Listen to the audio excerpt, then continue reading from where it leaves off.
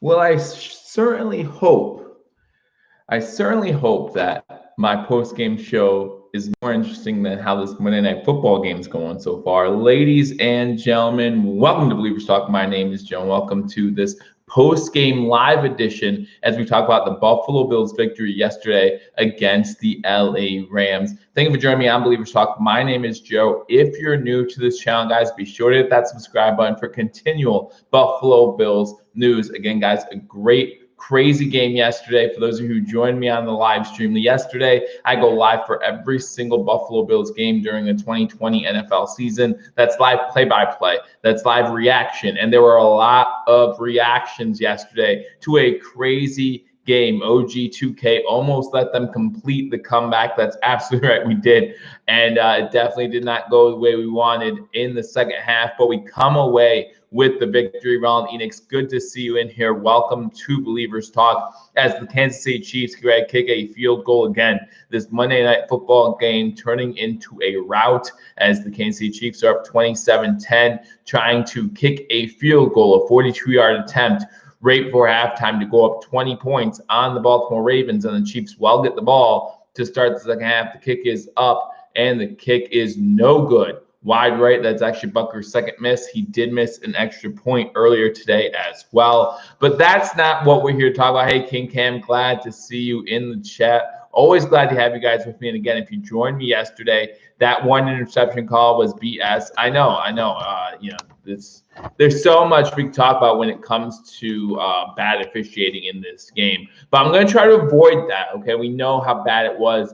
I spoke about it a lot yesterday during the live stream as well, and we've heard a lot about it today, whether it be that last call against the Rams, which was illegal contact. You can argue if that's, Skip Bayless will say that was a good foul call. It definitely was a foul. Do you call it in that situation? That's, ticky-tack possibly. It's kind of like calling that Cody Ford penalty in the playoffs, right? Bills fans were not happy about it, but when you ask the rules analysts, they'll say that was a foul. So we overcome it. Good teams find ways to win. And that is definitely a point of emphasis that I've been trying to make to Bills fans all day today. There is no need to look at all this negatives. Guys, we are 3-0, and you are what your record says you are, right? In the NFL, you are what your record says you are. And right now, the Buffalo Bills, for better or for worse, are 3-0. And if you look at defenses around the league, for everyone who's saying the Bills defense is playing poorly, listen, they're not playing up to our standard, right? And we understand that.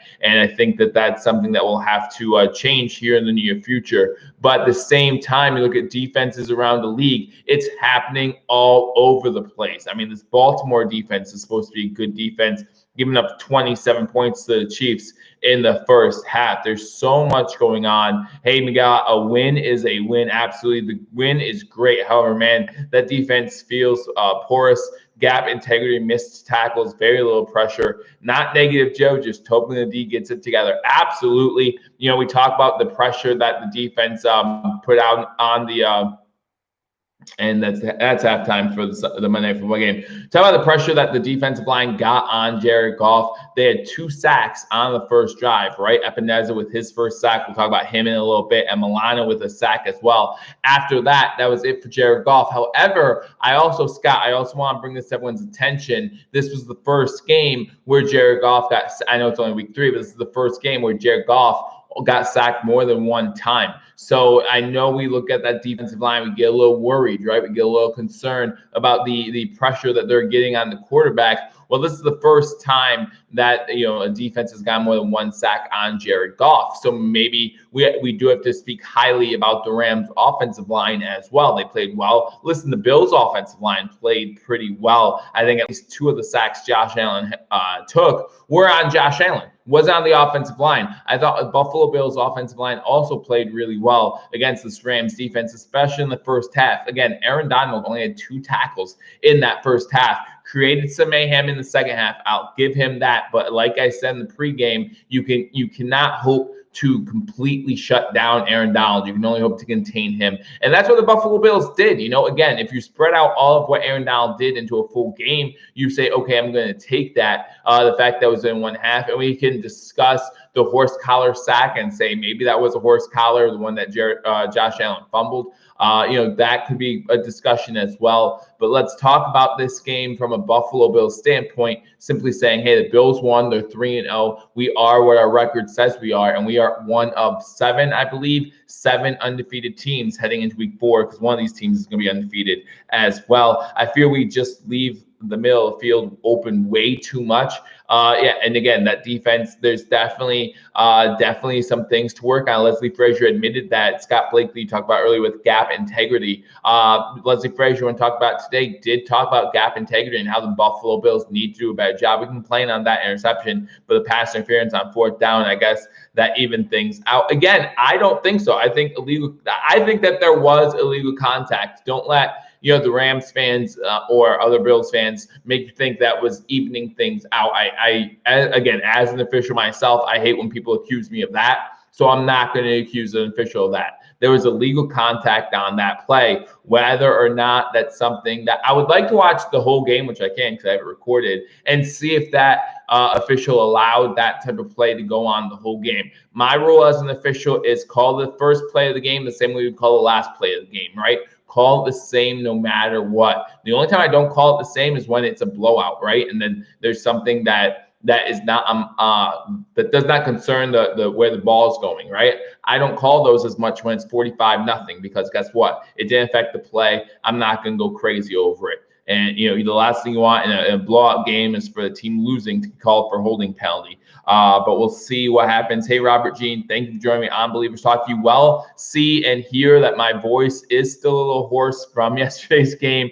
Definitely not as excitable as I was yesterday during the game. Normally the case as we take a look back at the game and rewatch it and see some things that we might not have seen the first time around. I got calls all game, so we deserved that. Again, I don't want to talk about we deserved it. Thank you, Robert. I appreciate it. I love all you guys for all the support you give me. So let's talk about the 3 negatives that I saw from this game, or at least the 3 that stood out most to me. And then we'll talk about some of the positives from this game as well. If you want to talk about the good, the bad, and the ugly, listen, the ugly was the officiating. So let's leave that to the side. Let's talk about the bad spin. Comes in and says defense, all negative.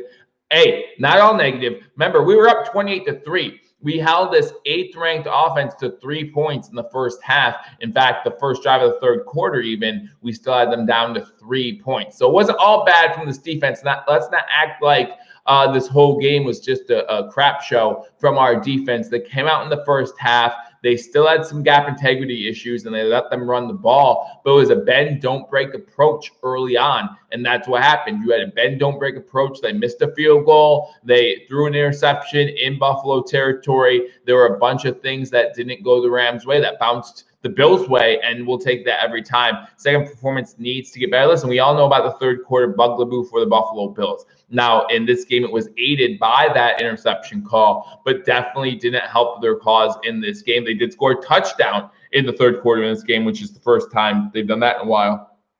Our defense was totally gassed in the second half, and we lost momentum. In the first half, it was clean, no penalties, and we got a 23 lead. Second half, a lot of penalties, 29-7. Well, we only had 6 penalties on the game, so I don't want to make it sound like we had a whole bunch of penalties in this one. And you talk about Josh Allen having 2 of those penalties, so that's on the offense. So the defense did not have a lot of penalties in this game overall, but I could see, the Rams did win time possession, so you could see the defense getting gassed, especially trying to continue to stop Henderson, who again killed us in the run game, which we will talk about in a minute as well. 50-50 chance for the Las Vegas Raiders, says Robert Jean. Obviously, throughout the week, we'll talk more about that game. The Bills proved themselves by beating a solid team, and the Rams are definitely at least a solid team, if not a little bit better than that. So my negatives on the day, first one we got to talk about is what we talked about a little bit earlier. Hey, Angry Buffalo sports fans, our coaching staff, I love our coaching staff, but if we don't fix the third quarter slump that we have been dealing with the last 2 years. It's going to cost us big games. Well, again, we can only work one game at a time. We did score a touchdown in the third quarter in this game. The third quarter of this game was definitely aided by that interception call. So we'll see what happens. Hey, Apex, good to see you. So my first negative from this game was a lack of run defense. We talked about that a little bit already, but you talk about Henderson having over 110 yards against the Buffalo Bills, 20 carries, 114 yards, and 1 touchdown. Overall, the Rams had 167 yards of rushing yards in this game. Coming into this game, the Bills had the third best run defense. And obviously, that's going to take a big hit here, allowing over 165 yards of rushing offense in this game. The Bills did open up the third quarter with a TD, absolutely, and they were starting their second drive, got brought back due to penalties, and it looked like it would be brought back even further due to offensive pass interference. However, that crazy call that we all know about kind of changed things a little bit and changed the momentum of this game. And that's what I'm talking about when the third quarter was definitely aided by the officials in this one. And as I think it was Jordan Poyer said post-game, it's harder to get that momentum back without fans in the stands. Not trying to make excuses for them, but they're just recognizing the difference without Bills Mafia there. Good point, and good point, Angry. Just don't see second half adjustments being made, even in the fourth quarter. Against the Dolphins, there were some second half adjustments obviously being made. That game was a little back and forth, and I thought they did a good job in that game. I think that we're being a little hard on them due to the fact that we almost gave up. Well, we did give up a huge lead. But again, hey, Daniel, good to see you. Yes, great win yesterday. And I feel like that's what Bills fans need to focus on. Harping too much on the negative, as I'm going to start with the negative, but definitely going to end on a positive note. So we talked about the run defense. The second negative that I have for this game is the Bills needed to run the ball more. Listen, I know Zach Moss was out. I get that. I understand that. But at the same time, to only run the ball with running back 16 times, that's not a good matchup. You have to be able to run the ball. Listen, Singletary averaged 5.5 yards per carry in his 13 carries, at over 70 yards of rushing. You have to do better than that if you're going to. Daniel, thank you very much. Absolutely, guys. Hit that thumbs up button if you haven't already. I really appreciate what all you guys do to make this channel a success. Again, yesterday's live stream was amazing. We had a great time, and I'm glad we can come away with the win.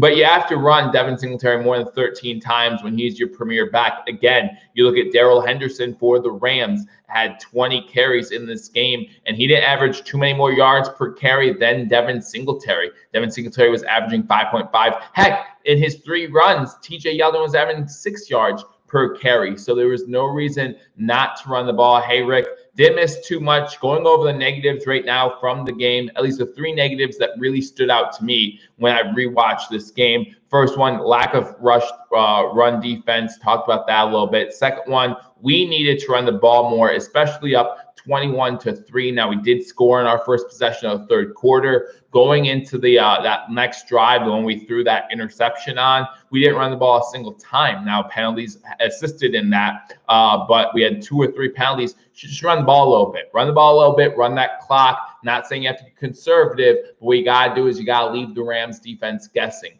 I feel like we did a much better job of that in the first half, and we saw success doing that. Time possession included when we let the defense get a little bit of rest. And obviously, they would have needed that in the second half. Mike comes in. Casey looks unbeatable. Chris Berman just called Josh Jarrett Allen during pre-taped highlights from yesterday. Yeah, listen, first of all, I love Chris Berman. Always have, and I'm glad to see him back in SportsCenter. But this Kansas City team is looking really tough. My third negative from this game, which I feel like is not getting talked about enough, is the Buffalo Bills allowed, and this goes back to the defense, the Buffalo Bills allowed the Rams to convert 60% of their third downs, and they were not all short third downs. I felt like this defense did a decent job on first and second down for the most part. It's on third down where we got gashed for a lot of big yards. In the past game especially, we got beat on third downs a lot in this game. And, again, 60% unacceptable. Listen, the Bills convert on 50%, which is where they're at for the season. I love that number. but when you're allowing 60% of third downs to be converted, you're not normally going to win those games because you're going to lose time possession, which the Bills did in this game. That defense is going to get gassed, which it did in this game, and you're going to get more and more yards and more points as the game goes on, which is exactly what happens here. Michael talks about Star Latuale in this one. Truth to Hearts. Joe, have you heard status on Brown? I've not heard status on Brown. Truth to Hearts said, I don't think you need to run the ball. The moment we start running the ball and go 3 and out, people will say, listen, yes, and Truth to Hearts, I thought about this all day, right? We yell at Dable for running too much sometimes, and then we tell him he doesn't run enough other times. But you have to run Singletary more than 13 times in this game. I mean, if you're going to, especially once you have a 28-3 lead, and that's not, to me, that's not being conservative. That's leaving the Rams guessing. You can't have Allen back there. Allen took some sacks that he should not have taken in this game because he held onto the ball just too long. If you want to run Allen a little bit more hot, you can even do that. Leave this team guessing. You know, we had those 3 back-to-back runs by Allen that led to a touchdown, his one rushing touchdown of the day, and then he doesn't rush after that. Hey, John, good to see it in the chat. Again, we just went over the negatives from this game by the Buffalo Bills. My 3 most pressing negatives from this game: the lack of run defense, lack of the Bills running the ball. When you talk about Singletary averaging 5.5 yards per carry, and TJ Yeldon even averaging 6 yards a carry, and then allowing the Rams to convert on 60% of the third downs. But listen, Bills fans, listen up real quick. We have to talk about the positives from this game. All right, everyone's talking about the negatives. Everyone's talking about the defense. Everyone's not running the ball. Milkman agrees with me. Absolutely, John. Everyone's talking about the negatives of this game. You go on Twitter, you go on Facebook. Everyone's like, "Oh, look at this defense. Oh no." Guys, we're 3-0. We are what our record says we are, and right now they're saying we're undefeated. If the Chiefs continue to win this game, which it looks like they will, we'll have the same record as the Chiefs. And listen, no matter what you say, and yes, the Chiefs look unbeatable in this game. The NFL is a week-to-week league. Anything can happen.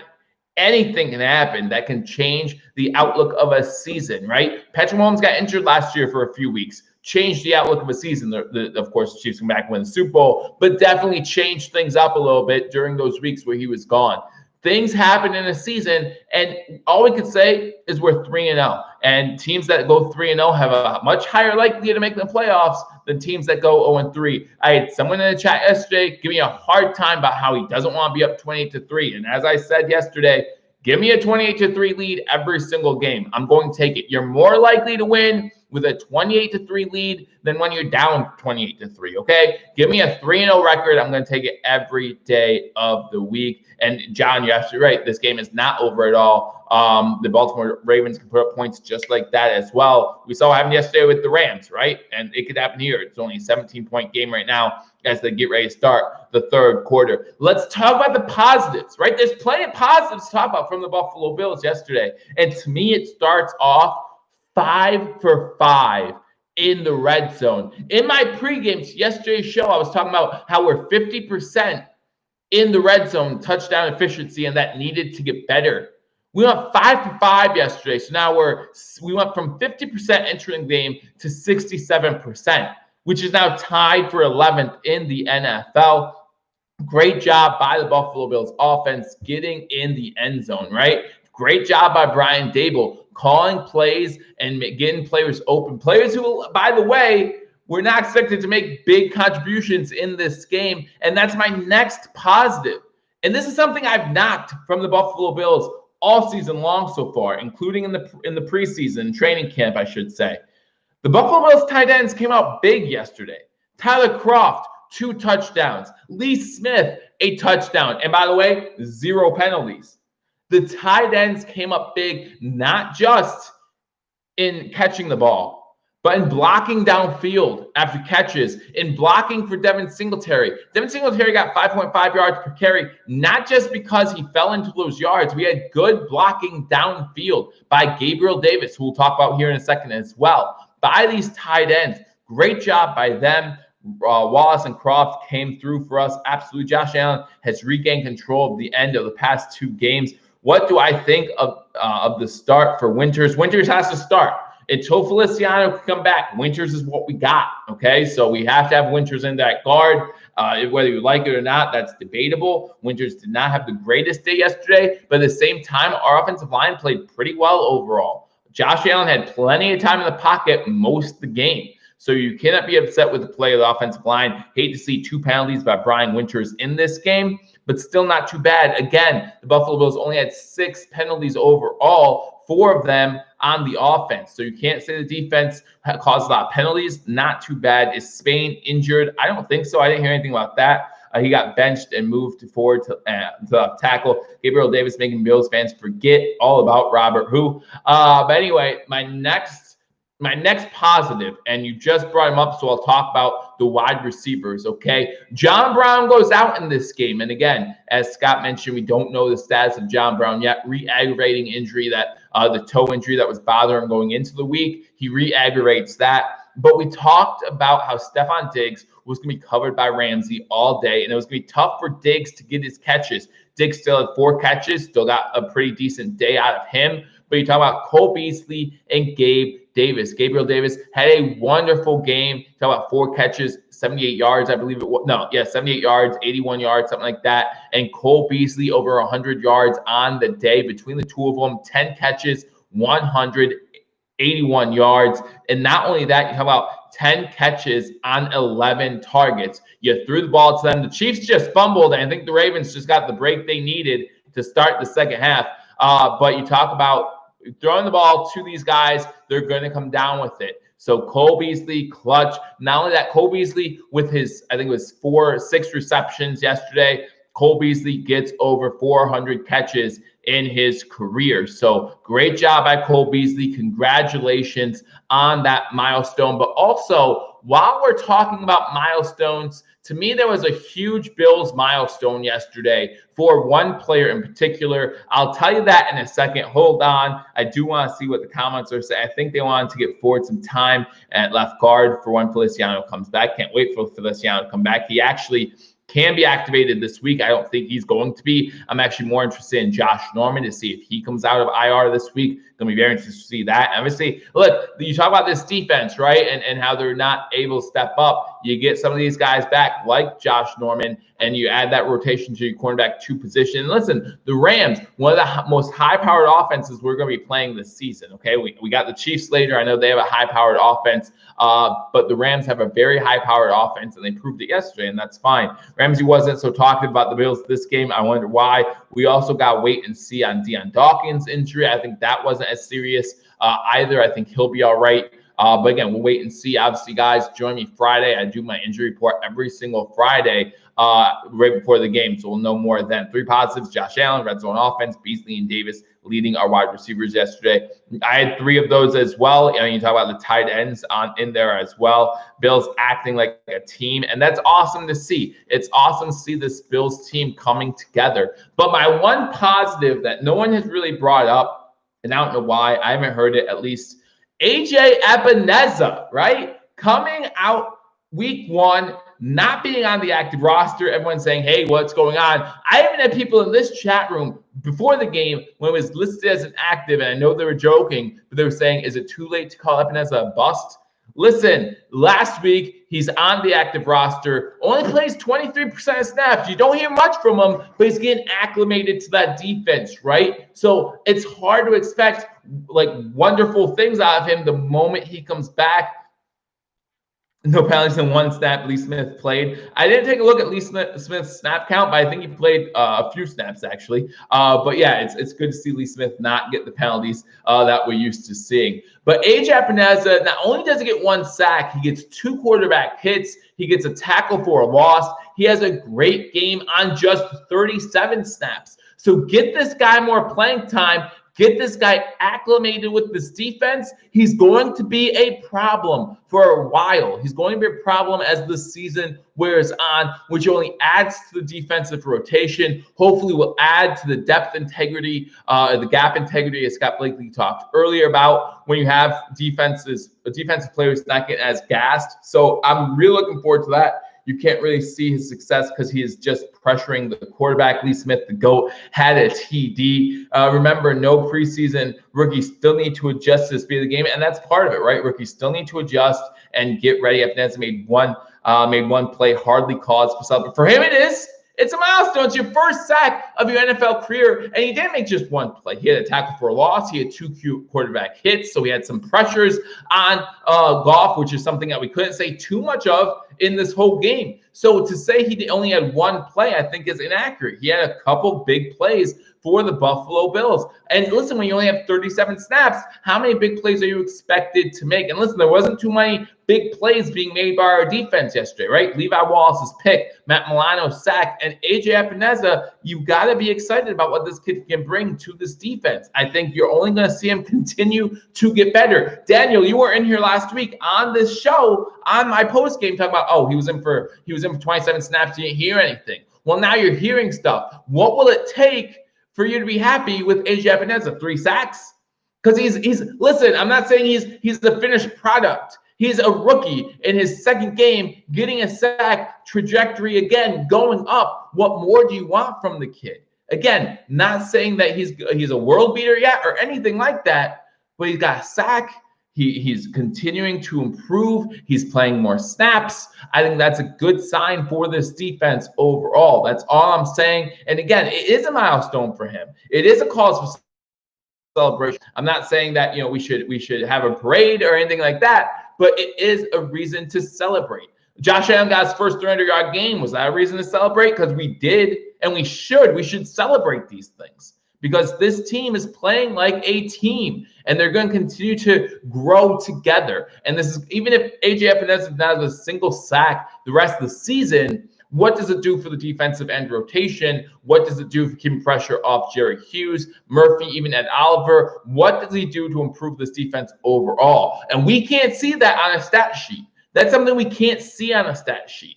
And hopefully in the next couple of weeks, we'll see more improvement from him, and that's all we can ask for. Lee Smith is a part of this.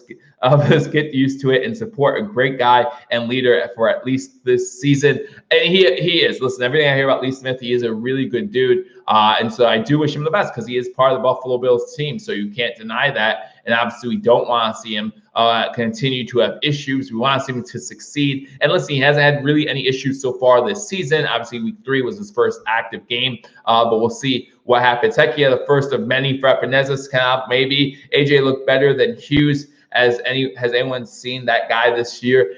Hughes is getting. Listen, there are some QB pressures happening by this team, just not getting to the quarterback as quickly as we would like. And I think we're going to see more and more of that as the season goes on. I think that this defensive line is going to prove that there's still a defensive line that we used to see. Mario Addison had 2 pass deflections yesterday. I think he's been a great signing. Vernon Butler was part of the action for part of yesterday as well. I think that we're going to see this defensive line start to gel together, and we're going to see constant improvement. Listen, again, these defenses all year so far, these defenses have proven that the offense has their number, and it's across the board. Okay, the Buffalo Bills are still in the better half of the league in points allowed. Like, that's how bad the defenses look so far this season. So only room to move up from here as the game is back on, and Jackson just went deep and missed his target. How many people doubted Allen could get 4,000 passing yards? He is on pace for over 5,500. Yeah, absolutely spin.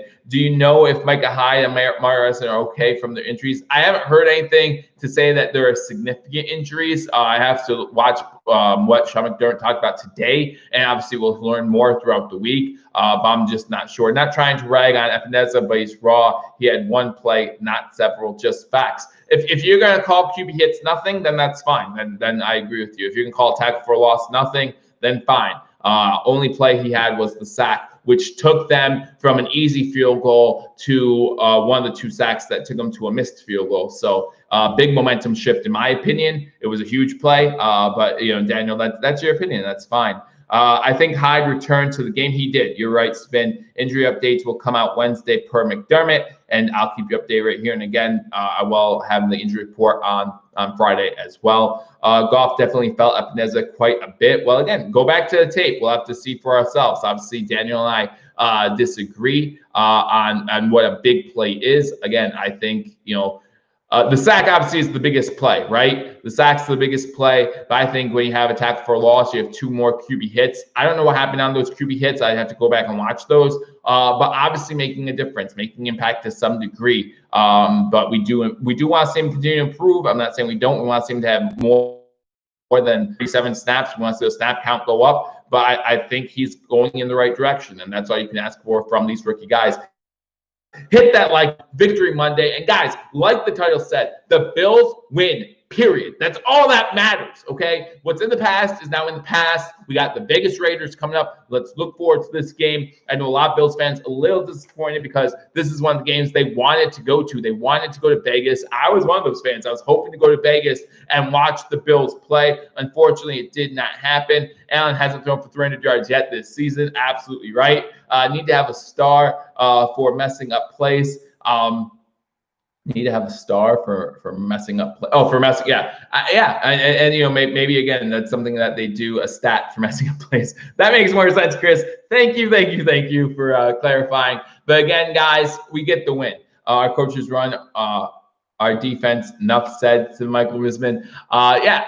We're going to continue to see what happens. We're going to continue to hopefully see improvement. Obviously, you talk about Leslie Frazier not being happy with the defense. Talk about today, and I think he's going to improvement. Listen, I still trust Coach McDermott and Coach Leslie Frazier to make the adjustments necessary to do a better job on defense. I think that we have a good Raiders team coming, or we're going to Las Vegas to play a good Raiders team, but not nearly as good as this Rams team was. So hopefully we continue to get those wins. We just saw what New England did to Oakland or Las Vegas. They had a tough time to start off, but in that second half, they pulled away. Let's see what the Bills can do against this Las Vegas Raiders team in Las Vegas coming this Sunday. And of course, guys, we're going to have that game for you right here. So make sure if you haven't already subscribed to Believes Talk, hit that subscribe button. Ken Thompson that says 4-0. Here we come. Do I think Zay Jones will burn us on Sunday?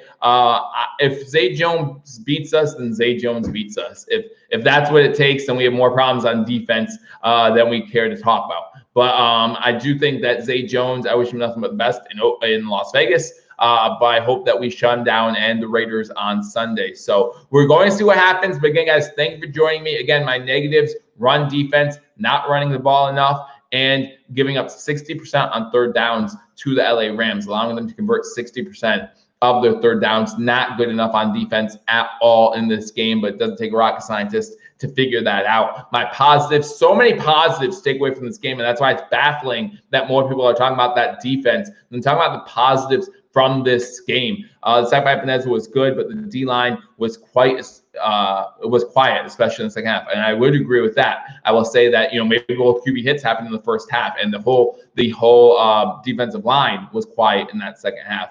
But the Bills, 5 for 5 in the red zone, perfect in the red zone, scoring touchdowns. We need to see more of that. That was awesome to see. Happy to see that. The Bills tight ends, Tyler Kroft, 2 touchdowns, including the game winner. And then, of course, Lee Smith getting a touchdown as well. Just when you thought the tight end room, that's what some I would say, the tight end room was losing something without Dawson Knox. They say, wait a second, you still have to worry about these guys. AJ Epinesa, second NFL game, got that sack. Again, whether you think that he's you know where he needs to be or not, he's moving up this way, right? He's moving up this way, more defensive snaps. Again, give more time on the field. Huge milestone for him, whether it's not a milestone for us or not. It's a huge milestone for him getting his first sack of his NFL career. Hopefully a lot more to come. And then you got to love the slot receiver and our fourth receiver, Cole Beasley and Gabe Davis, going 10 catches for 181 yards combined. Big days by both of them. We need to score in the second half. Well, we score at the right time. We score in the fourth quarter when Josh Allen puts the team on his back. And like you said in the post-game pressure yesterday, when asked why you know he does so well with fourth quarter comebacks, because when he goes onto that field, and this is a quote from him, and this is our quarterback, and I love this quote, he wants it more than anything. He says, when I get on that field, I want it more than anything.